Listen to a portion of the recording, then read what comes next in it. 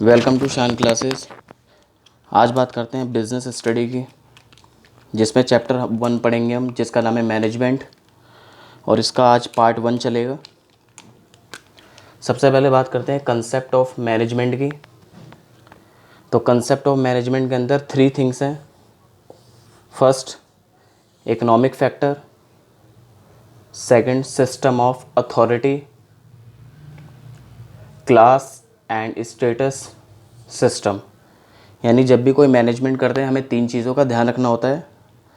सबसे पहले बात करें तो इकोनॉमिक फैक्टर की, कि इकोनॉमिक फैक्टर क्या है इसके, यानी इससे मैनेजमेंट करेंगे तो क्या जीडीपी पे क्या फ़र्क पड़ेगा, या कंपनीज़ की बात लेके चले तो क्या इनकम होगी, कितने एक्सपेंसेस आएंगे, क्या बजट बनेगा हमारा, ये सारी चीज़ें देखनी होंगी। फिर सिस्टम ऑफ अथॉरिटी, यानी अथॉरिटी किस सिस्टम से काम करेगी, कैसे कैसे प्लानिंग करनी है, कैसे ऑर्गेनाइजिंग करनी है, कैसे स्टाफिंग करनी है, या डायरेक्टिंग कंट्रोलिंग कैसे करनी है, ये सारी चीज़ें हमें इसमें देखने को मिलेगी।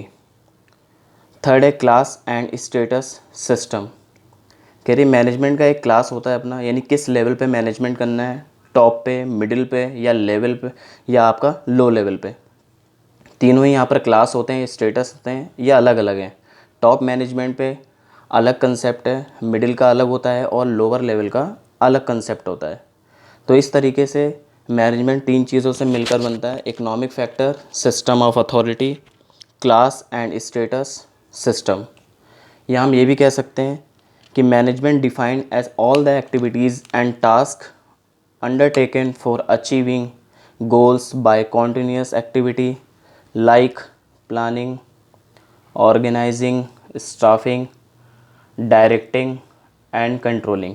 यानी कि मैनेजमेंट डिफाइन किस तरीके से हो रहा है, जितनी भी एक्टिविटीज़ हैं, जितने भी टास्क हैं, किसके अंडर में हो रहे हैं, एक कॉन्टिन्यूस एक्टिविटी के अंडर में हो रहे हैं, और इनका जो मेन एम होता है वो गोल अचीव करना है। यानी कि कॉन्टिन्यूस एक्टिविटी रखते हुए हमें गोल अचीव करना है, और ये सारी एक्टिविटीज़, जितने भी टास्क हैं, सब इसके अंदर किए जाएंगे। इसके अंदर 5 थिंग्स चलती हैं: planning, organising, staffing, directing and controlling. Staffing इसका बेसिकली पार्ट नहीं है, लेकिन जब हम स्टाफिंग करते हैं, यानी कि स्टाफ कंपनी में भरते हैं, तो उस समय हमें मैनेजमेंट का पूरा ध्यान रखना होता है। सबसे पहले स्टेप होता है प्लानिंग करना, कि किस तरीके से प्लान किया जाए, फिर उसको कैसे एक स्ट्रक्चर में कन्वर्ट करना है, वो ऑर्गेनाइजेशन होता है। जो स्ट्रक्चर कन्वर्ट हुआ है उसके हिसाब से कैसे कैसे मेंबर या कैसे आपको एम्प्लॉयज़ कंपनी में रखने हैं, वो स्टाफिंग के अंदर होता है। फिर उसके बाद करें डायरेक्टिंग की, अब कैसे डायरेक्ट करें इन लोगों को, किस तरीके से चलाया जाए इन लोगों को। और उसके बाद कंट्रोलिंग, यानी कि कोई भी प्रॉब्लम्स क्रिएट होती है तो उस समय कंट्रोलिंग का हमें ध्यान रखना होता है। यही कंट्रोलिंग प्रोसेस होता है जो कंपनी को ओवरऑल कंट्रोल करके रखता है सारी एक्टिविटीज़ से। नेक्स्ट बात करते हैं हम यहाँ पर कैरेक्टरिस्टिक्स ऑफ मैनेजमेंट की। इसकी कैरेक्टरिस्टिक्स क्या होती हैं, इसकी कुछ खूबियाँ हैं अपनी, और वो क्या हैं वो इसमें पढ़ेंगे हम। फर्स्ट कैरेक्टरिस्टिक्स है इसकी, management is goal oriented process. यानी कि कोई भी मैनेजमेंट होता है, management is goal oriented process. Management is goal oriented process का मीन्स ये है कि जब भी कोई हमें गोल अचीव करना है या करना होता है तो उसके लिए हम मैनेजमेंट करते हैं। तो मैनेजमेंट क्या है, गोल ओरिएंटेड प्रोसेस है, क्योंकि बिना मैनेजमेंट के कोई भी गोल अचीव नहीं किया जा सकता। सेकंड पॉइंट है मैनेजमेंट इज़ ऑल परवेसिव। यानी किसी भी फील्ड में कहीं पे भी बिना मैनेजमेंट के कोई भी टारगेट अचीव नहीं होता है। तो मैनेजमेंट इज़ ऑल परवेसिव, चाहे वो टॉप लेवल हो, मिडिल लेवल हो, या लोअर लेवल हो, या छोटी कंपनीज़ हो, फैक्ट्रीज़ हो, या छोटे मोटे बिजनेस हो, सभी लेवल पे मैनेजमेंट का इस्तेमाल किया जाता है। थर्ड पॉइंट की बात करें यहाँ पर, मैनेजमेंट इज़ मल्टी डायमेंशनल। इसके डायमेंशन है, यानी कि अलग अलग सेंस में इसका इस्तेमाल होता है। यानी कि आज यहाँ पर मैनेजमेंट है, कल वहाँ पर प्रॉब्लम क्रिएट हो रही है तो दूसरी जगह पर मैनेजमेंट किया जाता है। यानी कहने का सेंस है कि हर फील्ड में हर एक स्टेप पर मैनेजमेंट करना ज़रूरी होता है। फोर पॉइंट है इसका। 4 पॉइंट से पहले ये भी देख लेते हैं हम कि मैनेजमेंट ऑफ मल्टी डायमेंशनल के अंदर 3 पॉइंट्स अलग से बांटे गए हैं, जैसे मैनेजमेंट ऑफ वर्क, 3 कैटेगरी है इसकी। मैनेजमेंट ऑफ वर्क, काम का मैनेजमेंट। फिर सेकंड, मैनेजमेंट ऑफ पीपल, जो काम कर रहे हैं उनका मैनेजमेंट। और तीसरे पॉइंट की बात करें, मैनेजमेंट ऑफ ऑपरेशन, कि काम कैसे हो रहा है उसका भी मैनेजमेंट करना ज़रूरी है। यानी तीनों चीज़ें यहाँ पे साथ में चलेंगी, management of work, management of people and management of operation. 4 point, management of people के बाद 4 पॉइंट है आपका कॉन्टिन्यूस प्रोसेस। क्या है? मैनेजमेंट इज़ कॉन्टिन्यूस प्रोसेस, यानी कि लगातार चलने वाला एक प्रोसेस होता है, बीच में कहीं पे भी नहीं रुकता जब तक कि रॉ मटेरियल एक प्रोडक्ट में कन्वर्ट ना हो जाए, जब तक मैनेजमेंट चलता रहता है रेगुलर। ये किसी भी स्टेप पे नहीं रुकता है। इन केस कहीं पे रुकता है तो वहाँ पर प्रोडक्शन में प्रॉब्लम आ जाती है। इस वजह से कहते हैं मैनेजमेंट इज़ कॉन्टीन्यूस प्रोसेस। कहीं पर किसी भी फील्ड में जब तक रॉ मटेरियल एक फाइनल गुड्स में कन्वर्ट ना हो जाए, जब तक मैनेजमेंट कंटिन्यू चलता रहता है।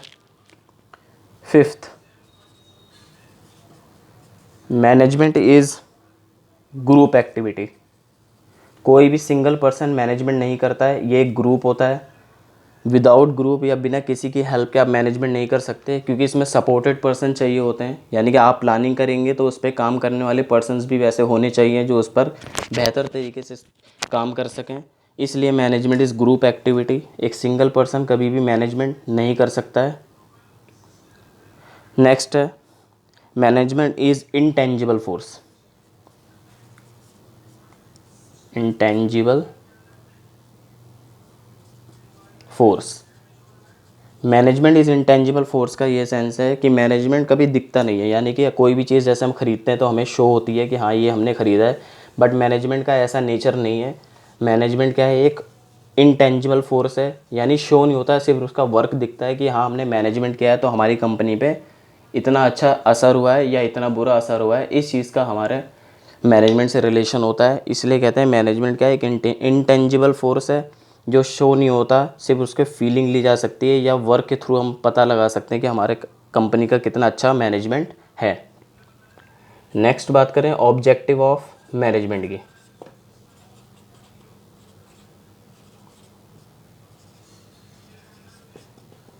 ऑब्जेक्टिव ऑफ मैनेजमेंट के अंदर 3 ऑब्जेक्टिव होते हैं इसके। सबसे पहला ऑर्गेनाइजेशनल ऑब्जेक्टिव। बात करें तो मैनेजमेंट के अंदर सबसे पहले मैनेजमेंट का जो टारगेट होता है वो ऑर्गेनाइजेशनल ऑब्जेक्टिव होता है। यानी कि जब तक मैनेजमेंट हो किस लिए? बेसिकली एक ऑर्गेनाइजेशन के लिए होता है। यानी कि बेहतर तरीके से कोई कंपनी है या एक ऑर्गेनाइजेशन है अच्छे से चले, वो फाउंडेशन है, लोगों का एक समूह है, वो अच्छे से चले। कोई भी चैरिटेबल ट्रस्ट है, कहीं पे भी किसी भी जगह पर हम जो मैनेजमेंट करते हैं तो उसके लिए मैनेजमेंट किया जाता है जहाँ पर उस फील्ड को या उस वर्क को चलाया जा रहा है, यानी उस कंपनी को चलाया जा रहा है, उसके लिए मैनेजमेंट किया जाता है, ना कि पीपल्स के लिए। तो सबसे पहले ऑर्गेनाइजेशनल का मोटिव होता है, इनका ऑब्जेक्टिव जो होता है ऑर्गेनाइजेशनल ऑब्जेक्टिव होता है। सेकंड नंबर पे आता है सोशल। ऑर्गेनाइजेशन का ऑब्जेक्टिव कंप्लीट करने के बाद ये कहते हैं हमें सोशल ऑब्जेक्टिव को भी कंप्लीट करना है। यानी कि जो वर्कर काम कर रहे हैं उनका वेलफेयर सही हो रहा है नहीं हो रहा है, उनको फैसिलिटीज़ दी जा रही नहीं है, दी जा रही है, कैंटीन फैसिलिटी उन्हें मिल रही है या नहीं मिल रही है, या पीएफ फंड जो भी कंपनीज उन्हें फैसिलिटीज़ देती है वो उनको टाइम टू टाइम मिल रहा है या नहीं मिल रही है। ये सारी चीज़ें हमारी सोशल ऑब्जेक्टिव के अंदर दी जाती है। या ये भी देखा जाता है कि उनके स्टीम और सेल्फ स्टीम उनको फील हो रहा है या नहीं हो रहा है। 2 चीज़ें होती हैं, एक होता है स्टीम और एक होता है सेल्फ स्टीम। यानी काम करते समय अगर कोई वर्कर कहता है कि हाँ मैं दूसरों की नज़रों में अच्छा हूँ या मुझे दूसरों से ऐसे इज़्ज़त मिलती है, तो उसे बोलते हैं स्टीम। यानी कि दूसरों की नज़रों में इज़्ज़त बनाना वो स्टीम कहलाता है। और सेल्फ स्टीम का मतलब होता है कि हाँ मैं यहाँ पर काम कर रहा हूँ और अपने आप में एक खुद फील होता है कि हाँ एक मैं बेटर पर्सन हूँ यहाँ पे, या एक बेटर एम्प्लॉय हूँ। यानी उसकी अपनी नज़र में खुद की इज़्ज़त होती है, तो अपनी नज़र में जिसकी खुद की इज़्ज़त होती है उसे सेल्फ स्टीम कहते हैं। तो यहाँ पर सोशल ऑब्जेक्टिव के अंदर ये सब चीज़ें देखी जाती हैं कि एक टोटल मिला के कि पर्सन या एम्प्लॉय जो हमारे यहाँ काम कर रहा है वो हमारी कंपनी से खुश है या नहीं है। थर्ड पर्सन होता है, लास्ट पॉइंट आपका आता है पर्सनल ऑब्जेक्टिव। सोशल ऑब्जेक्टिव के बाद लास्ट में बात करते हैं पर्सनल ऑब्जेक्टिव की। तो पर्सनल ऑब्जेक्टिव के अंदर सबसे पहले वो ये सोचता है कि मैं यहाँ काम कर रहा हूँ तो मेरी क्या सैलरी होनी चाहिए, या जितने आवर्स मैं काम कर रहा हूँ उतना ओवर टाइम मुझे मिल रहा है या नहीं मिल रहा है। या दूसरी चीज़ है, वो चाहता है मेरी पोस्ट आगे बढ़ जाए, तो उसकी पोस्ट बढ़ रही है या नहीं बढ़ रही है। ये सारी चीज़ें भी पर्सनल ऑब्जेक्टिव के अंदर देखी जाती हैं। यानी कि एक पर्सन्स को खुद उसको वेरीफाई करा जाता है कि हाँ ये पर्सन किस लायक है नहीं है, या उसको ये पोस्ट देनी चाहिए नहीं देनी चाहिए। तो दूसरे सेंस में एम्प्लॉय खुद भी सोचता है कि हाँ मैं इस लायक हूँ, या मैं ऐसा काम करता हूँ तो मुझे ये पोस्ट पर होना चाहिए। तो ये सारी चीज़ें भी मैनेजमेंट देखता है कि हाँ किसी के साथ ऐसा फील ना हो, या किसी के साथ कोई ऐसा फील ना करे कि हाँ हमारा पर्सनल ऑब्जेक्टिव यहाँ पर अचीव नहीं हो पा रहा है। तो मैनेजमेंट इस चीज़ का भी ख्याल रखता है कि पर्सनल ऑब्जेक्टिव भी लोगों का कंप्लीट होना चाहिए। नेक्स्ट बात करते हैं यहाँ पर इम्पोर्टेंस ऑफ मैनेजमेंट की। अब उसकी कुछ खूबियाँ हैं मैनेजमेंट की जो कंपनी में काम आती है या अपना रोल प्ले करती है। तो बात करते हैं इम्पोर्टेंस ऑफ मैनेजमेंट।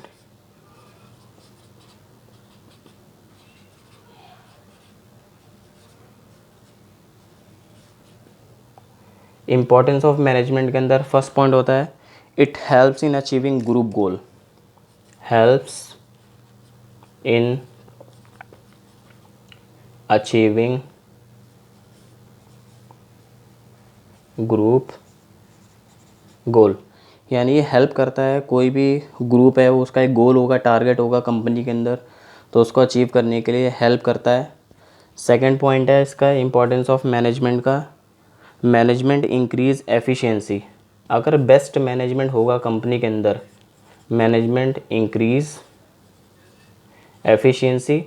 अगर कोई कंपनी है जिसका मैनेजमेंट बहुत अच्छा है तो किसी भी काम को करने की एफिशिएंसी बढ़ाने की वो पावर देगा वर्कर को। यानी कि बेस्ट मैनेजमेंट होगा तो वर्कर अच्छे से काम करेंगे, जब अच्छे से काम करेंगे तो उनका टाइम स्पेंड ज़्यादा नहीं होगा, यानी कि वेस्ट नहीं होगा टाइम, और वेस्ट नहीं होगा तो उनकी स्पीड भी बढ़ेगी, जिस तरीके से उनकी वर्क एफिशिएंसी बढ़ जाएगी। या हम ये भी कह सकते हैं दूसरे सेंस में कि एक वर्कर को एक काम दिया जाता है, यानी एक वर्कर जो है उसको एक सिंगल वर्क पे लगाते हैं, उस वर्क को करते करते वो परफेक्ट हो जाता है। जब वो परफेक्ट हो जाता है तो उसका टारगेट जो होता है, जब वो 1 आवर में 10 पीसेस कंप्लीट करता है तो वो 1 आवर में 20 या 30 पीसेस कंप्लीट करने लग जाता है, कि उसको हैबिट हो जाती है उस वर्क की। इसी को कहते हैं वर्क एफिशिएंसी। यानी कि मैनेजमेंट हेल्प करता है एफिशिएंसी बढ़ाने में। 4 पॉइंट की बात करें तो increase in achieving personal objective. ये भी हेल्प करता है अचीव करने में पर्सनल ऑब्जेक्टिव को। जब टारगेट पूरा होगा वो देखेगा हाँ मैं परफेक्ट तरीके से काम कर रहा हूँ, तो ऑब्वियस बात है वो ज़्यादा से ज़्यादा अमाउंट के लिए काम करेगा, जिससे उसके पर्सनल ऑब्जेक्टिव भी कंप्लीट होंगे। पहला ऑब्जेक्टिव तो यही कंप्लीट हो जाएगा कि उसको खुद सेटिस्फेक्शन हो जाएगा कि इस काम में मैं परफेक्ट हूँ। दूसरा ऑब्जेक्टिव ये भी उसका कंप्लीट हो जाएगा कि मेरी इनकम इंक्रीज़ हो रही है। और तीसरा ऑब्जेक्टिव इसका ये भी कंप्लीट हो जाएगा कि वो ऑनर के सेंस में बहुत बेस्ट एम्प्लॉय की नज़रों में आ जाएगा, यानी कि वो बेस्ट एम्प्लॉय माना जाएगा कंपनी के अंदर। आज के लिए इतना काफ़ी है। नेक्स्ट लेक्चर में पढ़ेंगे हम लेवल ऑफ मैनेजमेंट।